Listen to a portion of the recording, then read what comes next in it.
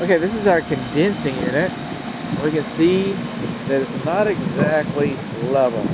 Okay, they should be level. We do have a rain diverter installed above it. That's a good thing. Our electric service disconnect over to the side. That's a good thing. We do not have an electric receptacle outlet, service outlet for this. It's not unusual for a condensing unit for a build of this vintage, but it should be there so that the technician can run a vacuum pump or any kind of equipment that he might be using an extension cord. It would come from the exterior. Right now we're running extension cords out of the garage or something like that. Okay, this is a good one. From the best I can read, this guy is 18 years old. This equipment is engineered on paper to last 20. It might last 35. But Las Vegas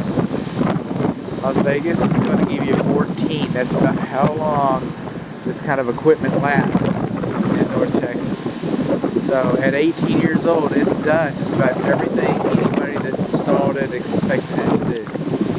Another thing about this, I'm not sure about the size. I'll have to read it. The data plate is faded, but I believe it's 5 tons, and I know its refrigerant is R22. R22 is no longer manufactured in the United States. It's no longer legally imported into the United States. Are there stockpiles of it? Yes. Is it expensive? Yes, it's expensive. Can you buy an alternative, a drop-in? They sell those too, and they're also expensive. And they're not as efficient. And if a technician talks you into putting an alternative refrigerant into this system, you might as well put him on payroll because nobody's going to want to follow him. So R22 is an obsolete refrigerant.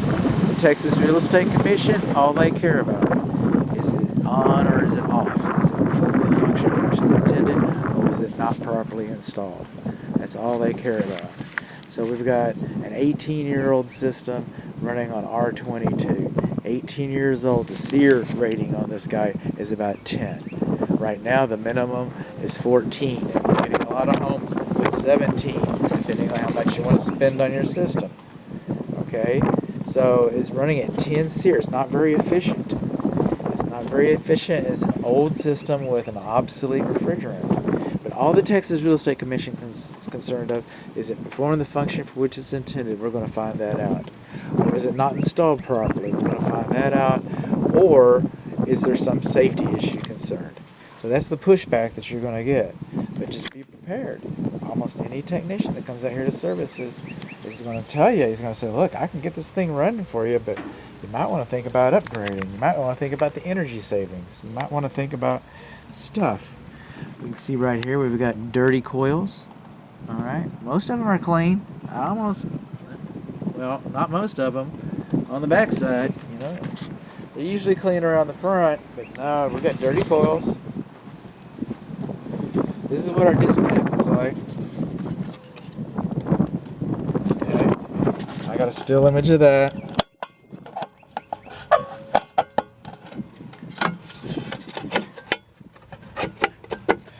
This box should be sealed on 3 sides to help moisture from getting into the house. And come along here, and then all of our sealant around our refrigerant piping. Do you think water can get in that hole? I do. I think water will jump right up in there. That's what I think. Okay, we're going along. This insulation was acceptable when this home was built, when this unit was installed. Okay, and message from our sponsors. Okay, this insulation was acceptable when this unit was installed, but it tears. It gets loose like that. By today's standards, it'd be a nice, and it's today's energy standards, so it's going to be in the report. You should have a nice thick coating over your insulation. And then these are your refrigerant service valve access port caps. Those are Schrader valves, and those are Schrader valve caps. Look that up in the dictionary. But anyway, these caps are the old school caps that were what was required since 2015, when this coating was required. Since 2015, those should have been anti-theft Schrader valve caps.